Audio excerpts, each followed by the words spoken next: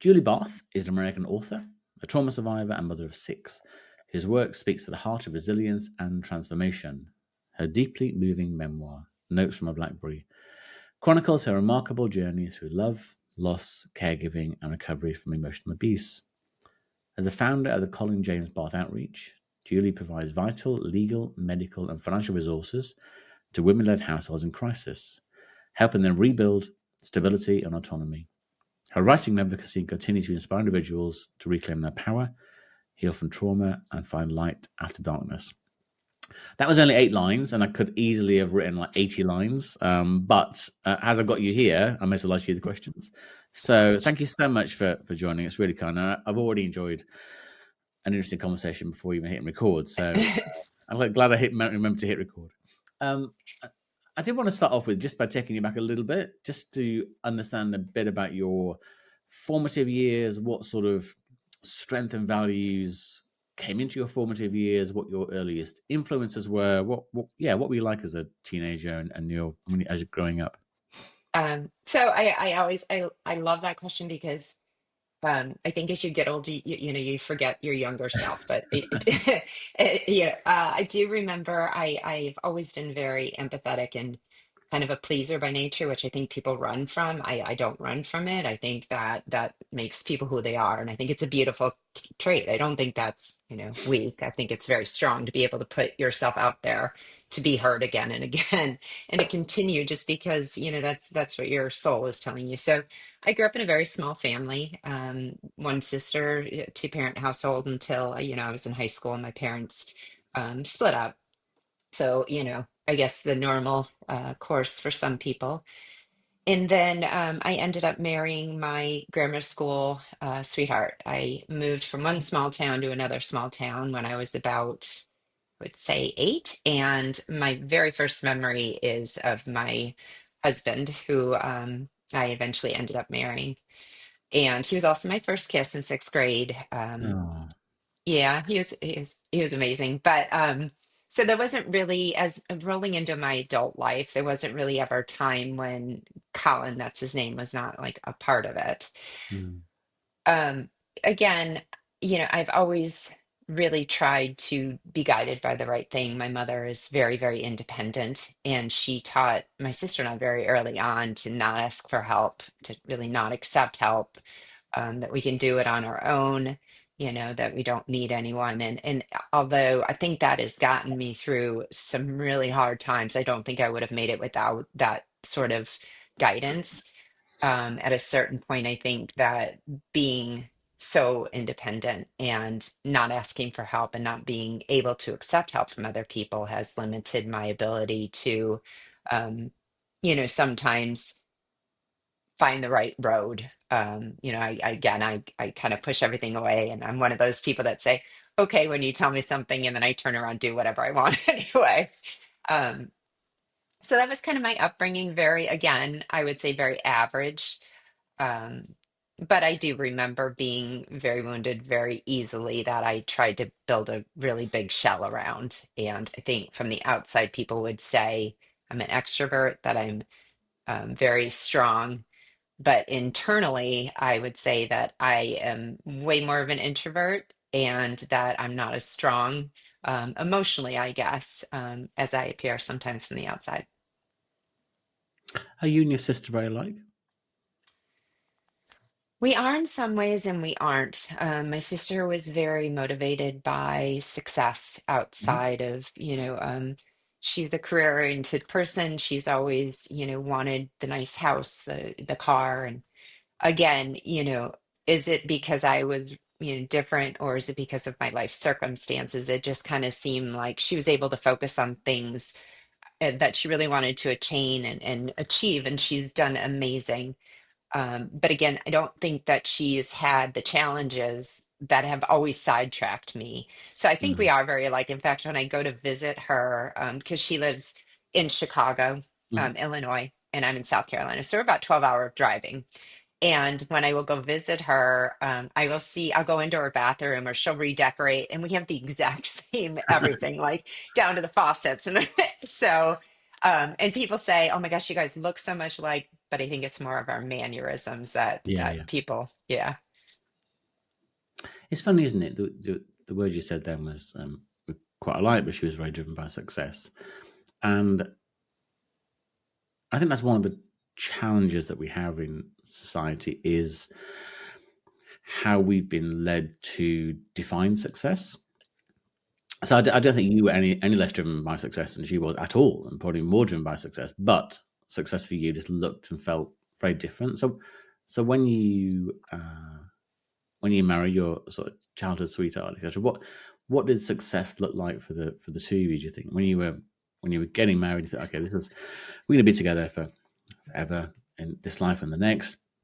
What did success feel like? Do you think?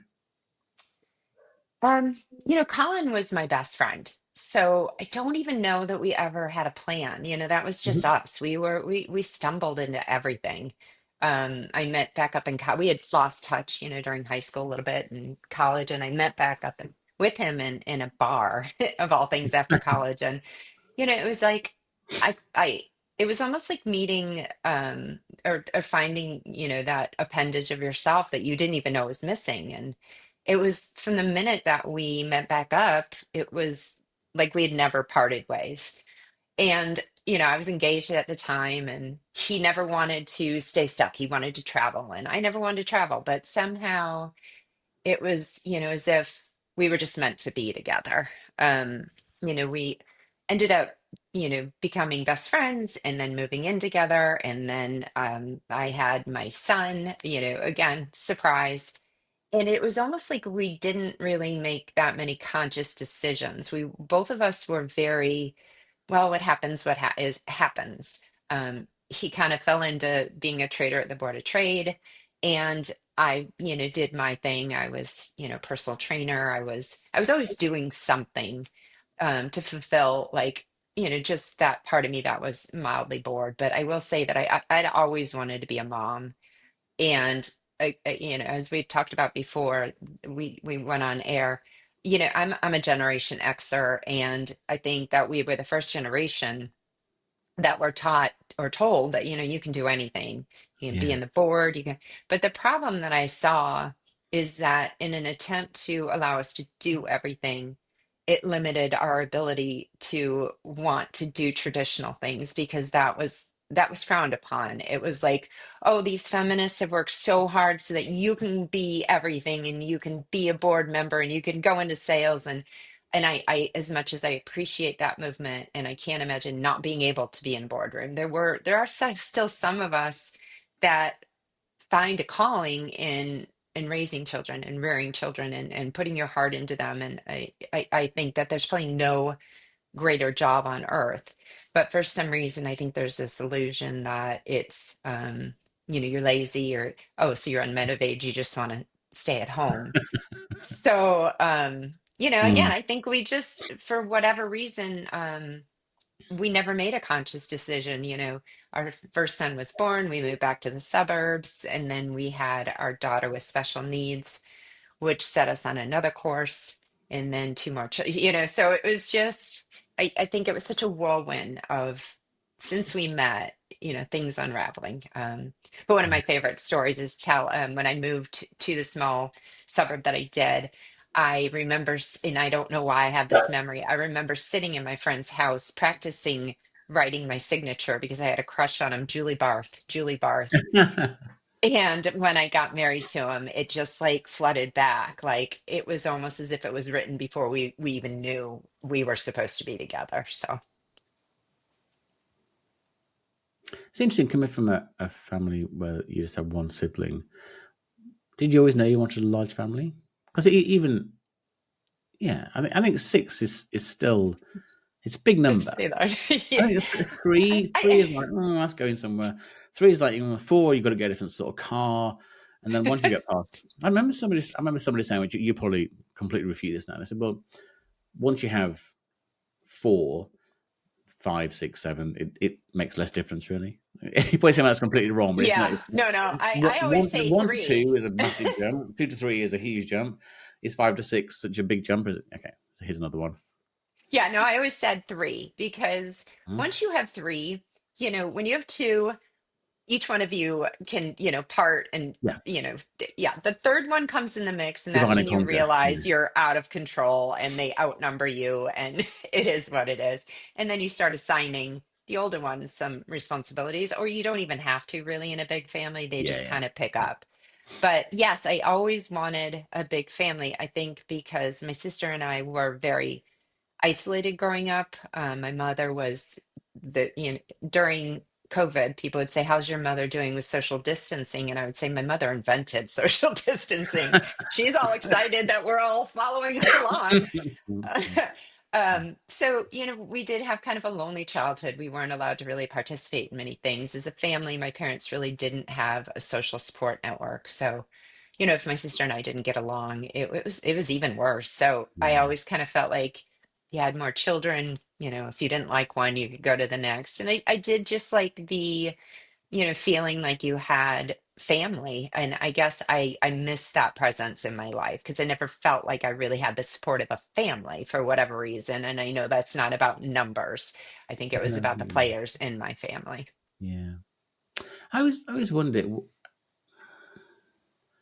how hard a decision it is if you have a child that's born with a particular genetic disorder or particular special needs, or a child that needs more support and care than say a regular child would, regular someone would. But you know what I mean? Mm. How hard a decision is it to then say, right, I'm going to have more children? Is there that fear in the back of your mind that the next child might have the same disorder or might be more difficult? Or yeah, is it was it a hard decision, or you just no? I think it was hard because I did feel scrutiny when I Yeah. had other children. Hmm. Now, Tatum, who is our special needs daughter, she was born with a very rare genetic condition called primordial dwarfism. But, we're talking about 2001. She just stopped growing in utero. She came out, still didn't pick up in size, but there was a lot of medical malpractice. So we could never really, until she was 4, we didn't even know primordial Yeah. dwarfism existed. And we went to see leading specialists around the world. So in the back of my head, there was always well, that was a fluke. And we don't know if we were carrying something, even if we did. Mm. When we did have children after Tatum, I did do IVF just Hmm. because then you could genetically test the eggs, although Tatum's condition has no genetic marker. But I do feel like there was a lot of people looking at me like it was irresponsible for me to have children. Like, you already have the special needs daughter, you should be throwing your energy into her. You already have a son. Isn't that enough?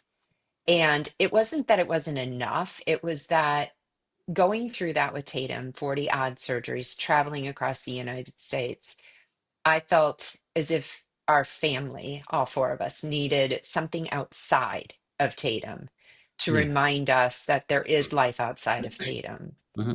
So when my son was born, the third, um, he came in and he was everything that I could have dreamed for. Not that the other 2 weren't, but he pulled me back into the existence of life is okay. Life can be okay no matter what you're dealing with. It still goes on. The life still goes on. And it doesn't mean that you stop your life. It doesn't mean that you put your life on hold. Because I think a lot of people hit tragedy and they hold their breath and they think, okay, when this is over, I'm going to exhale. And for whatever reason, I've always had this feeling inside of me like things happen. You can sit and wallow in it. You can, alter your life around it. You can make it your life. But I didn't want to do that. And I will say that, Tatum's 24 now, and she's been through, you know, uh, surgery after surgery when she was a baby, and then she got cancer when she was 13, completely unrelated. She's very small. She has a lot of medical problems, a lot of disability, although she does fantastic. But I think if I did not add to our family, she would have been the loneliest human alive because she can't go out. She can't, she is part of a community that she would not have if Hmm. I had decided to focus on her. And I also think that her problems would have been so exaggerated in my mind if I hadn't chose to like recognize that Tatum's Tatum. Tatum's going to be Tatum, and me stopping everything and putting all my energy into her and just I think it would have made the situation so much more focused and intense and really kind of, for me, robbed a lot of the joy that I found in just like being out there in life and enjoying and in the moment. Because, I was told not to take her to pools because she had a trach. I was told don't take her to malls, don't, and I always was under this mindset that what good is a life to preserve if you won't let them live it? So I had a lot of nurses being very upset with me because I would take her places, oh, she could get sick. Oh, she could. And all I thought in the back of my head was, well, if we keep her in this bubble, she's not living anyway. And I know that is not a popular thing for many in the medical world, but it was always my thing because when it's your time, I believe, whatever religion you subscribe to, I think Mm. when it's your time, everyone's here for a reason. And I don't think that keeping her in nothing I ever seemed to do changed her medical status or how she was doing. So I just felt, that you can control certain things. But when somebody leaves this earth, I don't think, obviously with besides the things that we all know about, I do believe in fate and I do believe there's a reason for everything. That's a great answer. It's yeah, it's funny, and this is I guess it's sort of semi-related to what we said, hopefully, and I think there's a lot of focus now within the medical professions about increasing our lifespan, our longevity, so living longer and longer. But I do think there's a missing piece, which is around life quality. So there's life length. So my mum sadly died 2 years ago from dementia, and my dad died a few months ago actually as well. So both my parents are gone now. But uh, yeah, I'm sure mum would have preferred to pass away maybe 5 years earlier, but have an incredible quality of life, rather than the last sort of 2 or 3 years of her life being really, really, really difficult. And yes, so well done, medical profession. You've kept her alive for longer, but for For for, what? for what purpose? She's living in a care facility now. She can't wash herself, can't clean herself, can't do all those things. So yeah, sometimes, and And it's it's really not hard. only hard on the patient, it's hard on the caregivers. And Um, I think yeah, absolutely, because I think for certain illnesses now, the patient's less aware of what's happening really, and actually it's yeah. So I remember my dad going to visit my mum in the care, and the sort of lady there saying, "You don't need to come every morning and every afternoon. She doesn't know you're here." I'm like, "Well," but so it's harder for him going or not going versus for her going. So I do think there's something around that, yeah, life quality piece at yeah, whatever stage. So this is it. So if Tatum lives to be 50 or 60 or 70, 80, whatever, you just rather her have had, it sounds silly to say, but almost no, had a life. Go to the, yeah, she's been to the mall, she's been to the pool, she's been to the beach, she's been to the forest, she's held a tree, she's touched the leaves, she's patted a dog or whatever, as opposed to, no, we've got to keep this sort of sterile environment. And yeah, great, she should live for one more year, but what, for what? where's the Yeah. joy in that for her? Yeah.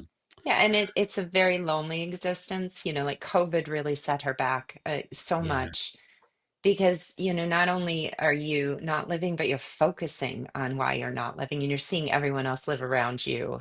Yeah. And yeah, I mean, I'm with you on that. And I think that the medical community has their own set of goals. And I found this being a special needs parent.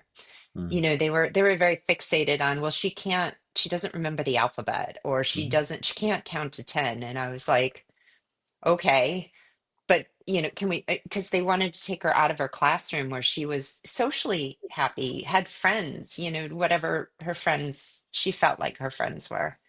And they wanted to put her into a special classroom so that she could be around people like her, so that she, could learn these, whatever those factors were for her. And I Yeah. fought against it time and time again. And, when you have your own set of what you want for your child, sometimes you're railroaded into doing something that you're not really pleased with, but you feel like a bad parent if you don't do it. And I've always kind of been the trailblazer in that. I've never let anyone shame me into thinking that what I want for her is wrong or what she wants for herself. Because that's the thing. It's like, this has never been about me. I have never wanted her to be something that she's not. Mm-hmm. But I've also never wanted her not to be something she can be because someone tells her she can't. So I laugh about it all the time because I spent her entire childhood. She's actually never been officially diagnosed with primordial dwarfism. And everyone was always trying to figure out what was globally wrong with Tatum. We needed a label for her. And I fought and fought to say, don't put anything in our medical files. Don't do it. Don't do it. Because the minute that that label is there, yes, you get special services. Yes, you can explain something. Yes, but I think it limits people that are in her path to think, oh, well, she can't do A, B, and C. So let's not challenge her because we don't want her to fail. Let's just keep her, where she can be. So nothing was ever in her records. And then when she turned 18, I had to go and apply for Social Security for her. And it took me 6 months to prove that she was disabled. I mean, I was getting on the phone and I was like, she has no voice, and here I'm like, you're like telling them all the bad things Yeah. that she has. And I thought, well, where's that, 30-year-old woman that was fighting against labels? And here's this woman now that is trying to undo 20 years. But I think had I not held strong to that, I don't think she would be who she is today. And I Mm. like who she is today. So Did did you find, I say as a mum of six, you're still a mum of six. Did you find, as obviously that's very very busy and incredibly intense without having somebody that has particular needs? Did you manage to keep time aside for yourself? How did you how did you keep the almost the energy? Does that make sense? it does. I don't know. People ask me that all the time. Like, well, what did you do for yourself? What do you I'm a runner, Mhm. so that would be my time. I remember someone tried to buy me a running stroller, and I looked at them and I said, the whole reason I'm going is to leave them at home. I'm trying to run Um, away from the kids, not run with the kids. yeah, Yeah. not take them along. Um, I think that if there's one thing that has always pulled me out of whatever I'm dealing with, whether that is, my situation with my ex-husband or, losing Colin or even dealing with Tatum, it has been to see my children enjoy things, to watch them experience things, because that's always new to me and it's refreshing. And, again, my mother didn't take us anywhere. She really didn't do much with us. So, my goal as an adult has always been to build those experiences because you can't take money with you. You can't take, I could have had all the money in the world and it wouldn't have saved Tatum from her, illness or Yeah. saved Colin or so I find my energy in being with my children. I don't find them, and I know this probably comes across to many people as like, oh, she's, what is it, toxic positivity? Everyone gets tired of their kids. And I would agree, there are times that I'm like, Mom's done, I'm out. But I also think if it were not for them, that the gravity of what I was dealing with would have certainly pulled me under. They always gave me a purpose to get out of bed because I felt like they deserved to have a mom who was present. They reminded me that life goes on, whether we want it to or not, it goes on, that nothing lasts forever, both good and bad. You want the good things to last, they don't. Mm. You want the bad things not to last, sometimes they do. But you're given what you're given, and the only way to really find joy is to just, find the positives and what you do enjoy. And that has always been being with my children. They just, for some reason, they make me feel fulfilled. And um, I guess probably get to relive my childhood that I feel like I didn't really get. And um, watching them do all the things that I guess I always pined for that I wanted to do, it brings me a lot of joy. So is your mom a very different grandmother, nana than she was mother? No. Okay. No. And, I will say that sometimes when she yells at my girls or says something to them, there'll be a spark going off in the back of my head that's like, Oh, yeah, that's why I am the way I am. She's just, and I love my mother and I admire my mother and I give her all the praise in the world. She has not had an easy life and she's pulled Yeah. herself up time and time again. Hmm. But she's not a very happy person. She's not a very joyous person. She's very regimented. She believes in rules and she believes in, everything is a certain way and we do and we don't. And there was no gray area growing up.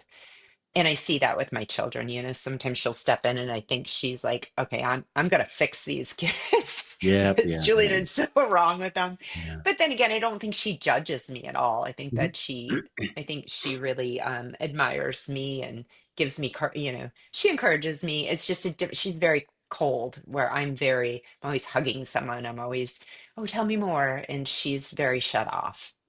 Mm. I didn't know how to ask this next question, so I'm just going to ask it very bluntly. Could you tell us? Sorry, gosh. Could you tell us what happened with Colin? I'm so So, sorry. no, that's okay. I appreciate that you care that much. So after Tatum was born, we had our oldest and then Tatum, and Tatum was getting better. We had traveled around, we got her throat repaired. We found out what she has, but it didn't really. The reason I love Colin and the reason why we did so well when you ask about us is when I did find out, someone came to me and they said, "Oh, I figured out after years of traveling." Specialist geneticist, she said to me, and someone had been asking me, like how did you find out? Or people would come up to me and they'd say, is your daughter the one on that Discovery Channel show? And this is 2002. So long story short, I found out that she had primordial dwarfism. I was devastated. I was on the computer and Colin came home from work and I said, hey, Kyle, I got to show you something. And I was so afraid to tell him. And I just thought his heart was going to be broken. And he looked at it and he said, what's for dinner? And that was the way he operated. And he said, well, Julie, nothing's changed. Like, did you think that she was totally normal? And I remember saying, yeah, I really did. And he said, well, nothing has changed. So, in getting back to it, we had Tatum. We proceeded to have two more children, and we were rejoining life, and we were able to enjoy our 30s, because we had been pulled from them for so long. And he was sports and the most amazing dad. So after we had our fourth child, she was about 6 months, and like I said, he was a trader down at the Board of Trade, and he was just like acting very uncharacteristic, very withdrawn, wasn't really engaging with the kids. Where he that was his whole life, and he was back and forth to the doctor. I knew he was under stress. He had had back surgery a year before, and he just. I said to him, Kyle, I need you back. You need to go to the hospital. We were having this huge party, and I said, don't come out until they tell you what's going on. I can't do this anymore, and we need you. So gosh, within 4 hours, I was called to the hospital, or I went to, see what was going on. And they told us that he had a tumor on his pancreas and several lesions in his liver, and they weren't sure at that point. But 2 weeks later, they came to us and they said that he had 2 weeks to live. He had stage 4 pancreatic non-operable cancer, and that I should just take him home and let him enjoy his 2 weeks with his kids. So, sure to me, I decided that that wasn't going to happen. That wasn't going to be our fate. And Colin's mother was one of the oldest surviving ovarian cancer patients. It was genetically linked, and she was given an additional 30 years because she had treatment. And so, I really thought that we could go that course, and it looked like we were going to. He was in a study, he was improving, we were the golden child. We came in, they gave us our own private room because he was proving that the trial he was in was working. And then he took a couple weeks off to travel with my son for a baseball tournament. When he got back, he went down to chemo, called me and said that he had been kicked out of the study because it had traveled to I think at that point into his spinal fluid, and he was quickly dismissed from the trial. And from there everything just plummeted. And how long after that did Colin have left? He lived for 16 months.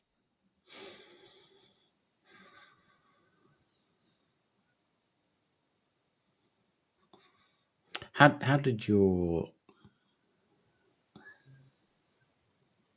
I mean, rephrase that.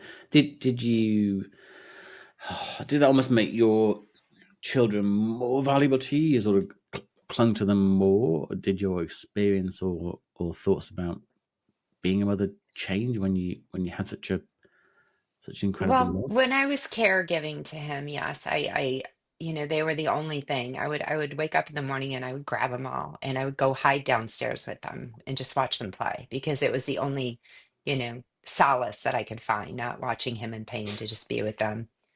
I will say that after he passed, it almost reversed, where, everything about them reminded me of him Yeah, and reminded me of the grief. And they were looking to me to explain it, to like make it better.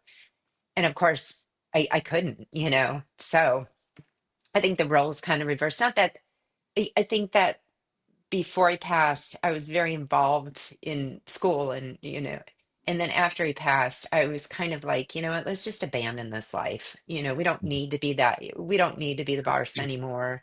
We're going to vacation. I'm going to take a break. I can't be in this grief anymore. I can't sit in it any longer. So we're just going to pretend it didn't happen. We're going to, like I said, we're going to go on vacation all the time and nothing's going to be serious. And we're just going to enjoy every minute. And you know, which is great in theory. And I think it was what we all needed to get past that point. But I think I packed it so far down that yeah. pulling it back up was like, dragging that, the big box from the basement that you can't handle, dragging all the way back up. And I think that I spent many years letting that box sit in the basement because it was too heavy to carry back up. Mm. And then what was the what was life like after Colin then? So once I guess all the practical things happen, all the administration, all of the things that aren't emotional things. Once all that had been done, how did your life progress following that? As I said, I think, we lived in the same small town we had grown up in. Everybody knew us. They had fundraisers for us. And, when Colin passed, because if you don't live in it and you don't see it every day, it goes by very quickly Yeah, and you don't feel the gravity of it. So, I was living it every day. I lost a little piece of him. So by the time everyone started to grieve, I was done. I yeah, couldn't sit in it any longer, but it was almost as if people needed me to. Everywhere I went, it was like, oh, it was that pity, it was that heaviness that people would cry and they didn't even mean to. And so I just decided I couldn't emotionally live in that anymore. So there was a gentleman, I hired somebody to redo our home because I thought Colin and I had made that house every bit our own. As he was making money, we redid this and that. We took a 1900s home that was, one story into our dream home, yeah. but it was no longer my dream. I knew that I knew that I had to stay because I couldn't rob my kids of, they had lost way too much of their stability. So what I did was I decided I was going to hire someone, change the kitchen, certain things that we had never liked anyway, but just never Hmm. got around to doing. And the gentleman that was working in my home was about 10 years younger than me, very unencumbered, very opposite of me, the exact opposite of me. And he had broken up with his girlfriend and it just I felt like he was a wounded bird, and here I was wounded, you're wounded, let's heal each other. And I had this great idea that if we just picked up, I could reinvent myself. I didn't have to be Julie Barth. I can be somebody else. I can move to a new location. I could leave it all in the past and just start this new world with, have more children, have the family that I felt, not consciously, but that I felt I got robbed of. So I did get together with him, decided to have another child. Again, we did IVF, which I think that the community had this feeling that it was an oops and I was being callous and I wasn't really thinking properly. And I suppose I wasn't thinking properly, the big picture, but I was heading into what I knew I was doing. Nothing was on accident. But Yeah. we did move up and move out, and we moved, cross country, packed all of our kids up in a suitcase and just left. I said goodbye. I don't even know if I said goodbye. I left Colin's family, I left my family. I left all my childhood friends. I couldn't do it anymore. And I thought if I just say I'm not me anymore, then I don't have to deal with any of those feelings and I'm just going to create a new life. Again, that escapism that served me probably very well while Colin was, passing, because it allowed me to be in the moment with my children so that they didn't feel the gravity and they could have a normal childhood because that's what I wanted for them. Yeah. I think really, if you have things about you that serve you well in one stage of life, if you don't acknowledge that they might not serve you so well in the next and you keep on keeping on, then I think you end up overlooking things and getting yourself into situations that you don't see coming. Mm. And when did you realize that that relationship wasn't quite how you thought it should be and could be? I think I knew all along. He was like, as I said, he was very much younger than me. He was very cute. He was very unencumbered. He sometimes had a job, sometimes didn't. He he was able to say anything that he wanted to say. He didn't care what people thought of him. He would incite people. He was very rude. Um, and again, I felt like I had been boxed my entire life into being, Mm. the perfect wife, the perfect special needs mom, always under this heavy sense of obligation and responsibility. And he presented like, oh, wait, you can just do whatever you want and you don't have to check with oh, you can say anything and you don't feel bad about it. Wait, you can just up and leave. And I knew it wasn't right. I knew that there was something lacking in him because he never asked me how I was doing. He never cared about what I was feeling. But in that moment, when everybody else was saying, slow down, process, grieve, I couldn't. And that was so freeing to me to be with somebody who wasn't going to ask me to feel anything, who wasn't concerned about my feelings or processing or how you grieving or slow down. And so I knew right away, and I knew from the get-go that it was toxic, but I Mm. didn't care. And I also, looking back on it, it's taken me 15 years. I think that I had so much survivor's guilt that I didn't know about. Survivor's guilt is something that, I always assumed was if you're at the Twin Towers and one person trips and you get out. But I don't think I really understood caregivers, survivor's guilt. There were every day I lost him, I lied to him necessarily. He'd say, "Are we going to? Oh yeah, yeah, come. We're going to chemo." And that was my best friend, and I felt as if I was lying to him, and it was a big joke. And he didn't have the gravity to know. But after he passed, thinking about the things I thought, wishing him gone, thinking about lying to him, thinking about almost looking forward to the day when he wasn't around. Um, those things I think just sat with me and made me really alter how I felt about myself. So when my ex-husband was mean to me or he was cruel to me or he said things to me about nobody liking me or that I was stupid or that I had no family, that I couldn't go home. All of those things made sense to me because I felt like I deserved it. I felt after, I felt like I didn't give Colin enough. I didn't save him. So him being really like brutal to me almost felt good in a really sadistic way because I felt like I deserved it. So again, I think I knew right out the gate and I was okay with it because he would allow me to have another child. And that's really what I wanted to do is grow another family. And anything anyone else would have been shaking their head at me like, no, you don't need any more children. So I think it was a combination of him leaving me alone, him not wanting to step into Colin's place because he didn't want to be a dad. He didn't even like kids as far as I can remember. And that was alluring because I wanted somebody at my side, but I didn't want no one could take Colin's seat. And he never wanted to, but he was along for the ride and just kind of took advantage of everyone. And, you know, over time, he was very brutal to my children. He was terrible to me. Things escalated. The emotional torture of being with him for a decade, I'm still trying to unpack. And that's why I do what I do, because I don't want anyone else to ever be caught in that situation. But, people always ask me, did you see any red flags? He was a walking red flag. I mean, probably black if you want to. I knew right from the get-go. But, again, I think you make decisions that you don't know why you make until you get beyond it, and then you go, oh yeah, that's that's why. Yeah, hindsight's a wonderful thing, isn't it? It The is, it and is. and I've been lucky enough to talk to people on this podcast that have been through, yeah, either been victims of physical assault, sexual assault, rape, etc. And it sort of it surprised me in the beginning when I talked to people that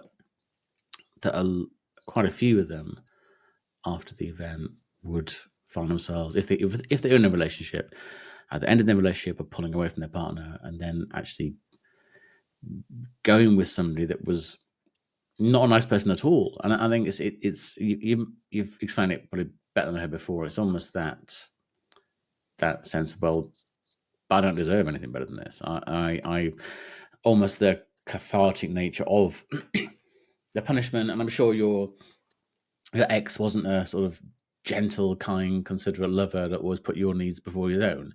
So Never. Yeah, no, I yeah, so never. it's and but so what what was the turning point where you decided that no, okay, no, enough's enough. I'm gonna reclaim control of my life, and I'm gonna help other people more to the point.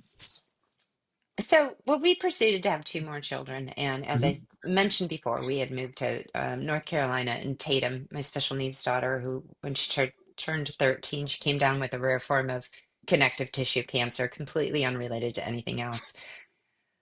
So she had several surgeries and, really lost the right side torso and legs grafted. And, she's 20 pounds and 3.5 feet, and he was just never there. I mean, it was a bother to him. He wouldn't help with the kids, he wouldn't help with me. And when he did get involved, it would even be worse. So I was happy that he didn't want to get involved.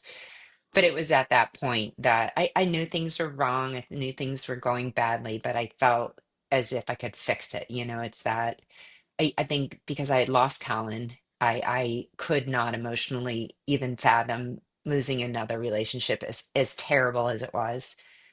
So I did a lot of begging and pleading and chasing and became somebody that I don't recognize. I always I- he worked out of town a lot.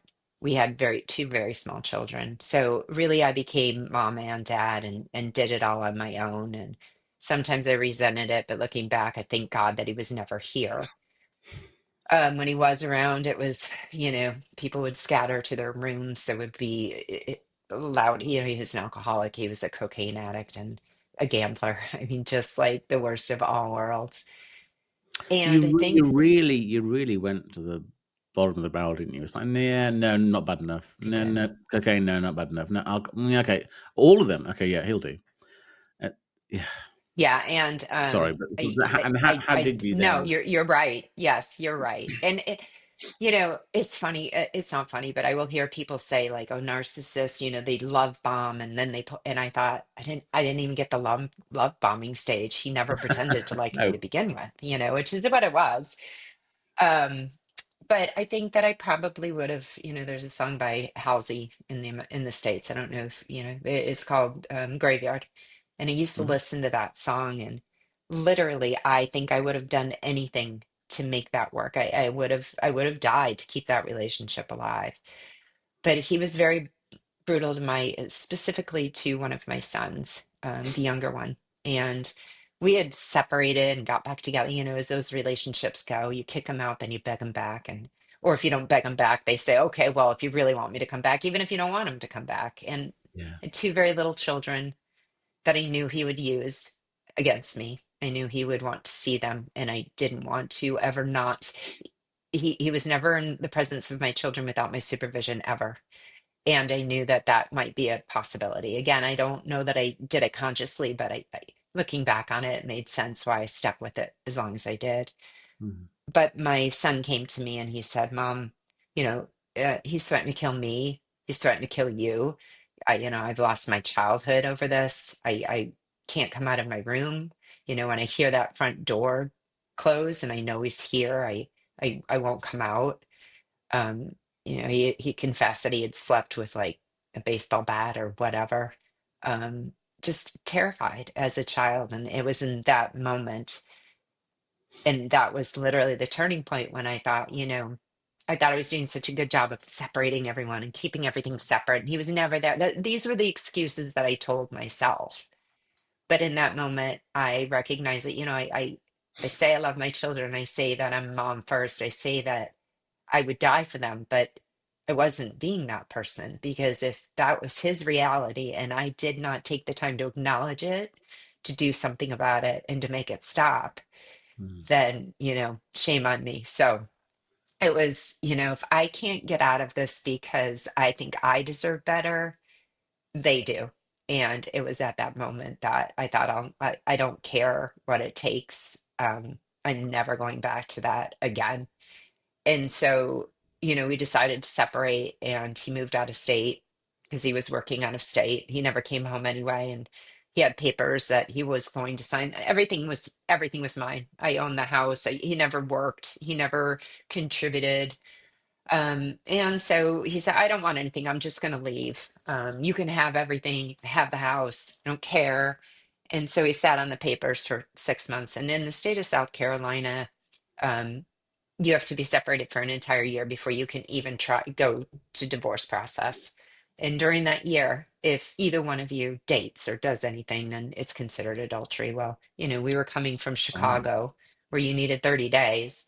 And that was my mindset. He had been cheating on us our entire relationship. So he said, I'm going to move on. I'm gone. You do what you want to do. And looking back on it, yes, I was stupid in many, many ways, but um, he told me, we're done. And I kept calling and saying, are you going to sign those papers? And yeah, I'm going to get to them. But the entire time, he had very wealthy parents. He had me followed and came back and sued me for adultery because I was dating someone for a couple months. He said I was an unfit mother. I was an alcoholic. I was a drug addict. He he just dragged my name through the mud. He had been taping me, video recording me, saving my text messages, sending them out to his friends, telling everyone back home that I was crazy and unstable. And, I was playing into it because I was acting very unstable. So, long story not short, um, it, it, it ended with the truth coming out. I have sole custody. He's not allowed to see my children, but it was not after losing pretty much everything that I thought I wanted at the time or I thought I needed, and really just fighting to find out who I really am. He had told me I was broken, crazy, and I think for a while I thought, am I like, did Colin and Tatum, like, did those experiences truly like break me? Am I broken so much that I'm not rational, that I am insane? And I ended up going to see, leading specialists in the community, and the general consensus was, no, you've been emotionally abused, narcissistic abuse, and he's an alcoholic, he's a drug addict. And but it took me a year and a half to prove it, and he tried to come back again, and it was the first time that I made the first move, and I put in a protective order and made sure that he could no longer come near us. And that was a very hard thing for me to do because I wanted my girls to have him as a father. But he was messing with their heads. He was, taking them while drinking while driving in the few, I think, two visits that he had with them ever. So that is why I do what I do, because I left my children vulnerable, and the courts basically stepped in, said my children were not mine. Said that it was the only court that I have ever seen that, you know, you are guilty until you prove you're innocent, and proving your Yeah. innocence comes at a very high cost, both monetarily and emotionally. And the court systems give the abusive adult parent all the rights in the world. I could prove that he never lived with us. I could prove my son. We had a guardian ad litem, which is they hire a lawyer that's supposed to represent your children. Well, my children, my younger girls said, I feel unsafe when I'm with him. I don't know him. I don't want to go with him. My 16-year-old son said he threatened to kill me. He's hit my mother. He's threatened to kill my mother. And he had the highest level of cocaine in his system that my lawyer's ever seen, but it wasn't enough. They said, you can't have sole custody. You won't get it.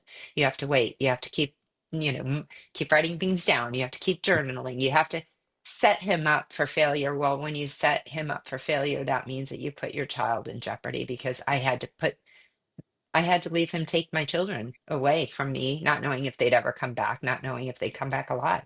But that is the way the American system works. So, so many questions. So when you take the experiences that you've had and you work with other women that might be in a similar situation, although I can't imagine situations as bad as yours, but are in situations where it's difficult and they want to. How, how do you help them keep going? Because you're obviously incredibly strong, and you had this energy and power and light within you to make it through what would have destroyed so many other people. So how do you help women that perhaps aren't quite as strong emotionally, or yeah, how do you help them keep going in this situation when the law's against them, maybe their partner's like got money and it's against them, and yeah, how do you make them keep going? When I first joined, or when I first started the charity back in September of last year, my goal was to, give them mortgage assistance, give them money, give them resources, and that's still what I'm working toward. That is not Mhm. off the table. But what I found, because I am in the infancy of it, we don't have a lot of resources or funds. I'm helping women on a one-to-one basis. When you're in this situation, it is so overwhelming, and that's why I stayed too, is like, you're not only thinking about leaving the relationship, you're thinking, I have to, you know, bear the mortgage on my own. I'm going to, if you don't have enough money, I'm going to have to get a second job. I'll never see my children at a time when they need me most. Um, so it keeps you stuck because you think I'm going to lose everything. Mm. And I would dare say that Mm. the few women that I have helped, um, just allowing them to see that you might lose everything. I'm not going to lie. You might lose your house. You might lose your family. You might lose your best friends, because you never know where people are going to side on these things. You don't know what's been said behind your back. But when you get on the other side of it, all those things that you thought you needed were really the things that were keeping you stuck. And I think you lose belief in yourself that you can do it, because you're like, I can't do it. I can't do it. Perfect example. I have a 24-year-old girl who, pretty much I'm her mom now, but she was one of my very first people that reached out to me. Her dad called, and her husband was extremely abusive, had stolen her child. The law would not step in. So I helped orchestrate through several months. I helped orchestrate getting her daughter back, moving back cross country because he had moved her across country. And really, I think, she says, like, you saved me. And I didn't. I say to her all the time, I saw the you that you couldn't see. And when someone else believes in you and believes you can do it and talks you through it and is there when you falter or you stop believing, because I'll wake up one morning and I still do it. Like, I can conquer the world. By afternoon, I'm like, I can't do it. I can't do it. And I think just having that one person to be there, first of all, to say, hey, listen, if you're gonna go through hell, I'm your ride or die. We're going through it together. Someone that will always say, you can do this. It's not going to be easy. And yeah, it's going to suck, but I will be here and I will be that bridge. You're not going to lose me. And we're going to do what we need to do to get you out of this. And one day you're going to look back and you're going to be so thankful. And I'm proud to say that she won full custody of her daughter. And when I talk about this girl, not only was she 24, she had a rough past, and that's what was keeping her there, because her husband was using it against her. And she thought, I'm never going to get custody. He's going to take my child. And because they tell you these things, and it's not real, it's not reality. If you go into court, you tell your story, the truth does come out. It always does. But you don't believe that you've been abused by your husband. And then you come out and you're abused by the court system. Yeah. And you just think, no one will ever believe me. I'm going to lose my children. And that fear just keeps you stuck. So, just, I can't tell you how many nights, 2 in the morning, uh, whatever time of day, she would call me and just break down, and I would say the same thing over and over. You're going to be fine. We are going to do this. You are not going to lose your daughter. You are not, we will figure this out. And I think just having someone believe in you when you feel like nobody does is more golden than giving someone a mortgage, or, not that we do help with all those things too, Yeah, because we're like a well, concierge service.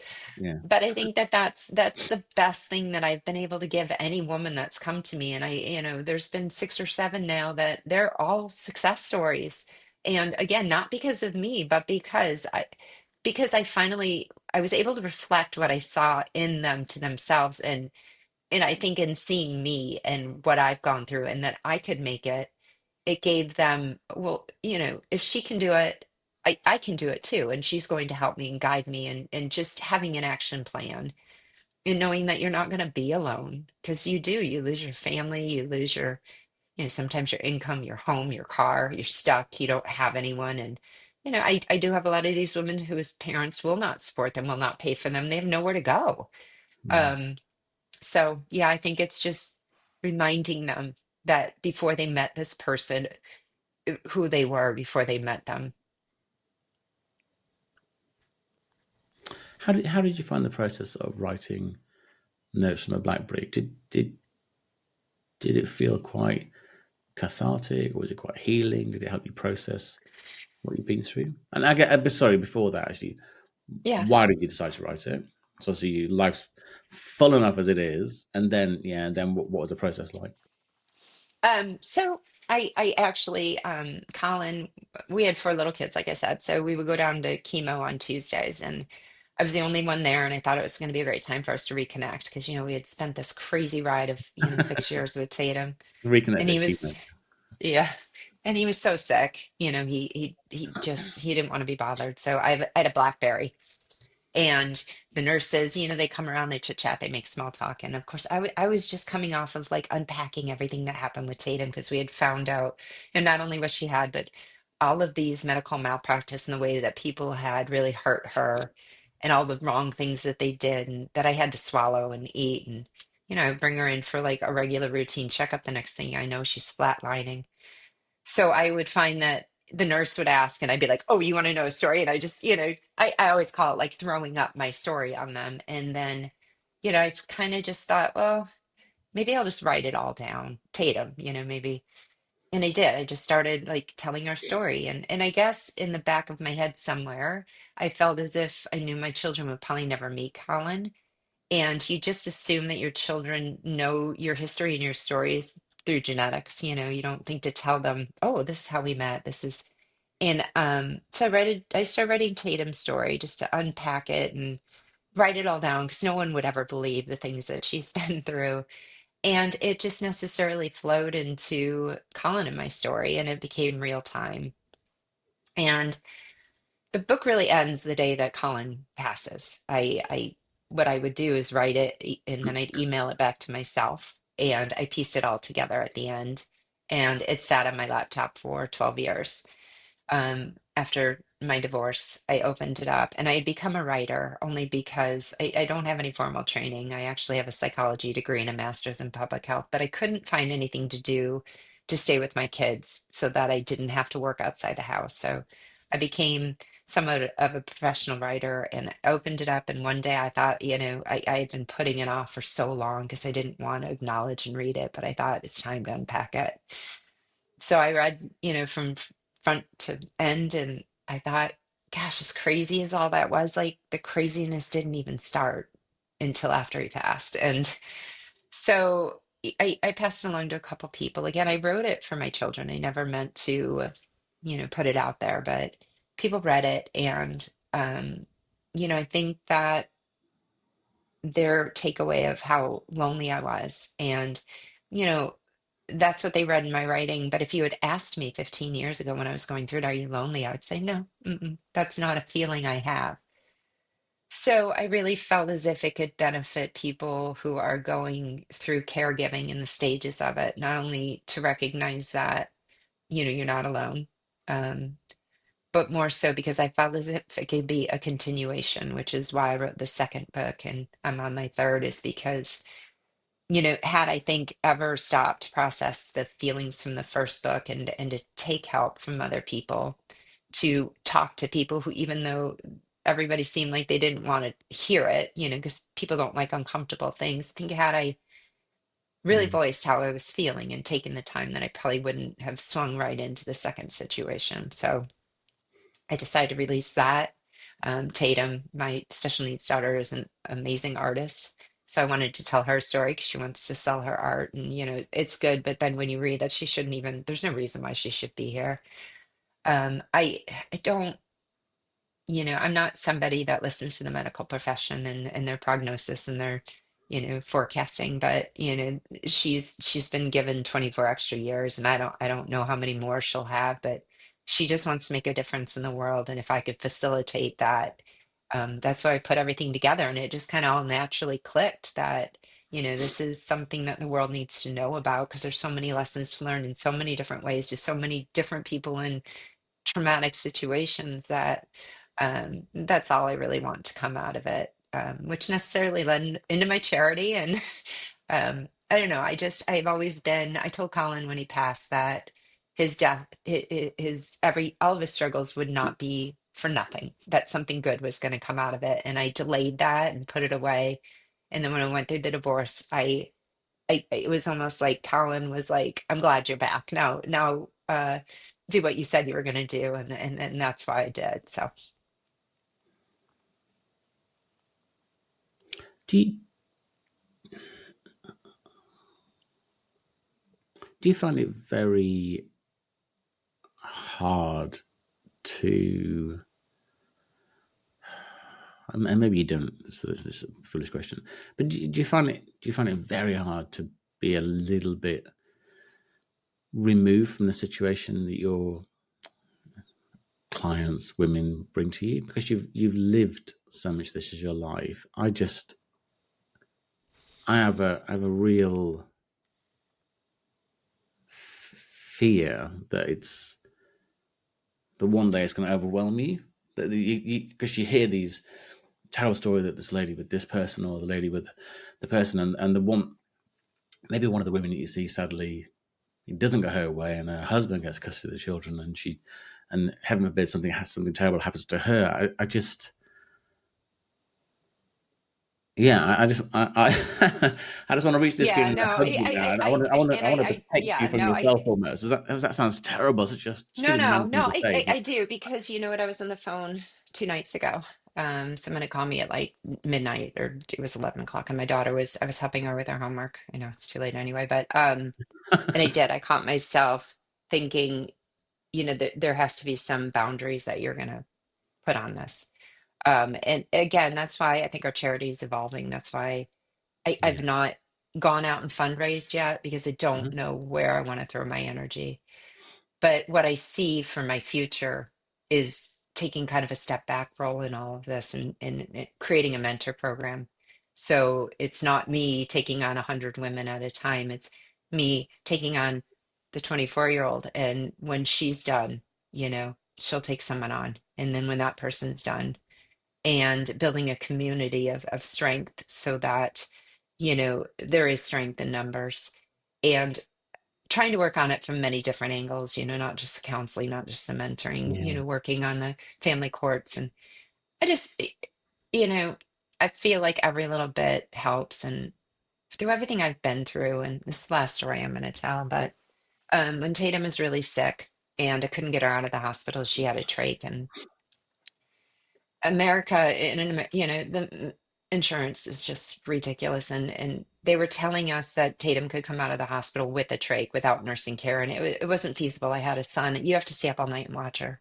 Yeah. But yet, if I took her home, then I would admit that we'd never need nursing care. So she was stuck for months. And I was yelling at people because I felt like if I didn't get her home, she needed to be home. So I found this little, organization and they were able to pick it up. And um, And I was fighting so hard against the insurance company because I knew that they were putting kids and families in jeopardy. And I was on the news in Chicago, a pretty big feature going after an insurance company and saying how wrong it was. Of course, that didn't help me at all. We came out and everything was resolved. But my friend called me about six months to a years later, and she said, "I have this friend of mine I knew from college, and her son has a trait. Do you think that you could help her? Just guide her?" And so I picked up a phone. I was talking to her, and I was like, "Okay, first thing you do." The baby was like 3 weeks. First thing you do, you got to find nursing care, call specialized children's, and she said, "Oh, no, I don't have to do that." I'm like, "Oh, that's what I thought too. I thought we had really good." She goes, "No, no, I don't have to do that because there was a woman on the news about 6 months ago going after Blue Cross Blue Shield. And since that happened, they made it mandatory that all children with traits get nursing care automatically." And it was really in that moment that I recognized that when you go through hard times, it's really easy because I was done with it. Being on the news didn't help my daughter, but if we all took the time to write injustices that we feel, or to make a softer landing for those that come after us, then the world would be a much kinder place. We all just want to put it in our past, not think about it, not deal with it. But if you can just change one little part of it and make it easier for the next person, I can't imagine how quickly the world would change. It's just that we're so focused on what's in front of us, what our challenges are, and getting through them. And I'm not saying that's wrong. I'm just saying I feel propensity, if I can change someone's life and let them know, once I've been that influence for them, hey, if you do this, we could do this together. And I think that's what it is. It's a pay it forward kind of thing. No, I'm not going to be able to pick up the phone at 2 a.m. for 100 people, or for the rest of my life, or maybe even for next week. I don't know. But I have 5 women out there right now who, I talk to them and they want to do it. They're active on Facebook. They're helping other moms out. And I didn't ask them to. They have just decided that they're going to pick up the torch, and all those torches out there can change things. So yeah, I try not to become to get overcome. And I do that, that's part of my personality, is I get something in my head and I won't let go of it. But the universe has been telling me for a very long time that I needed to do something, and it all clicked, and this is where I'm at. And I don't, every day I wake up and think, why are you doing it? But I just keep going, and hopefully my message will help one person. If it's one person, then my job here is done.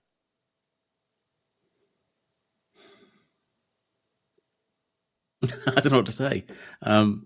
Yeah, it's you're incredibly inspiring, and you are doing wonderful, wonderful things. And I totally agree. There's so many people feel that, oh, what difference can I make? What difference can I make? What does my voice matter? And it does. I mean, my sister has special needs. Nothing like your daughter, but and she has a job. She works in a supermarket, and she's worked there for 30 odd years, and she's great. But um, remember the fights that my mum and dad had to get this allowance or that allowance, or this awareness or that awareness, whatever. And if they hadn't done that, and then friends of mine, sister, then they found out, but we can do this, can we can do that, and like I say, it just requires one other person to hear from one other person, and it really doesn't take very long for all these connections to be made, and for all the I go backwards and forwards on social media and the internet and all those sort of things. Didn't exist when I was growing up, but we do have the ability to connect with people in ways we never did before.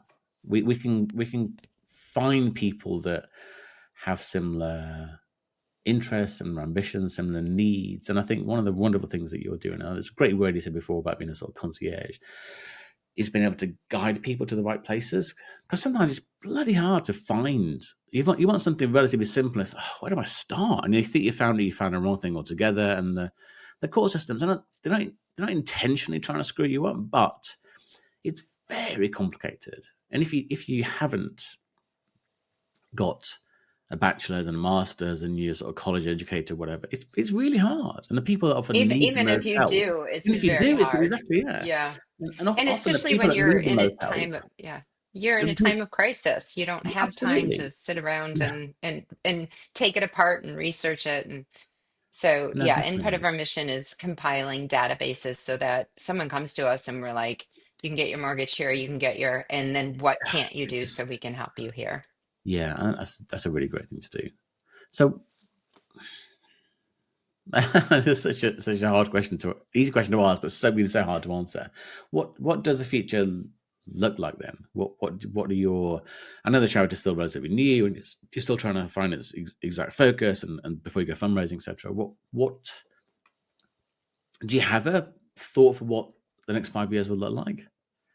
I don't know. Next 5 days? I'm approaching it the way that I approach life. I chip away at it every day. And, I think that when you have a goal and you set your sights on it, in my opinion, something that I've found for myself is my goal changes every day. You know, what do I want to do? I just want to make a difference. I find a new avenue every day. I am very passionate about politically changing the family court system. I'm very passionate about narcissistic awareness. I'm just, it's just, I think every day I just wake up and I try and figure out where I can make the most difference. And again, just keep chipping away at it because, you don't have to I'm not out to, have this grand goal. I'm just out to make a subtle change every day. And when you can make a subtle change every day, you wake up one day and things have changed. And, I think that when you put too much on yourself, you become discouraged and you give up. It's overwhelming. So I feel as if I've already done. If this was my last, Yeah. hurrah, Mhm. I've made a difference and I'm happy with that. Do I want to make a bigger difference? Of course. I would love to change the world, but I have to be happy in knowing that someone's life is better off because I did what I did and I'm good with that. So 5 years from now, I hope to, still be doing what I'm doing, whatever path that leads me on. I really believe that I believe in the universe. I believe in us all being here for a reason, and I think it will unveil itself. And I think you just have to be open to it. And I wasn't open to it. I wasn't. I didn't want to save anyone. Couldn't even save myself. But now that I see, a path to actually make change, that's where I'm going to go until till the next hurdle comes, and then I'll deal with that then. And now our time's coming toward an end. You've been incredibly generous so far. I have just two more questions. One of which I think I know the answer to already. It's probably going to annoy you, but before we started recording, we were talking a little bit about politics and how the political situation, whatever. And you're saying that you're not necessarily a sort of political person. Aren't you exactly the person that should be in state Congress or federal Congress or run for Senate? Aren't you that person? Yeah, probably, but unfortunately, that person usually doesn't make it there. I think. And I'm not jaded, but I am jaded. I feel Yeah. as if you have to give up a part of yourself to get there. And I won't compromise. And that's the problem is if I have to give up something or change my attitude about something or tell someone something I don't believe in, I won't do it. So lobbying, yes, Mhm. working behind the scenes, yes. As far as guiding people, no, I think it would be frustrating. I think that I would give up either a part of myself, a part of my, I can't compromise on who I am and I can't compromise on what I've never been able to for whatever reason. And I think it would, and I could be wrong, maybe that is in my future. I don't know. But I feel like my strength comes from working behind the scenes in the little ways that I can to hopefully get to the lawmakers that do that because they can finagle, they can finesse, they are willing to wheel and deal, and I am not. So again, if any politicians out there, I apologize that I really have seen that you can't make it to the top without stepping on a couple people, and I don't have that kind of fortitude to do that. Yeah. No, and I do think you're right. And that's the word that I hear most often connected with politics is frustration. And I think Yeah. it is probably the lobbyists and the guys and the advisors that have more chance to get something done because Yeah. Yeah, I watch. It's my guilty pleasure. I don't know why I'm watching Senate hearings and Senate debates and things, and I just watch the poor people that go there. I think, you just, Yeah. I won't what even on earth watch are you it. asking? Yeah. It's exhausting. And then my final question, and this is quite a personal one. Not that the rest of the interview hasn't been very personal, but and answer it how you feel comfortable, or don't answer it. What what role does love and intimacy and relationships play in your life now? I will never be in a relationship where I have to work harder than the person is willing to work with me. Um, I'm just fine with my children. We'll never fight to keep a relationship. If someone comes along and I feel fulfilled, if I found another Colin, I would jump in, 2 feet. But until that time, I felt like my focus will be on my children. I now have a grandchild. Again, I would love to find love and to find somebody to finish life with, but I'm no longer in a position where I have been probably my whole life that I need somebody to feel whole or strength or, not that Colin was that, but he always stood behind me and he supported me. I would love to have that again, but I will never sacrifice my own health or security for anyone else. Um, that was a great answer, and I'm really glad that's the answer you gave. And I just want to give a massive thank you for spending your time. And this is gonna sound really, and I've sort of been debating for the last 15 minutes whether to say this or not, but Absolutely.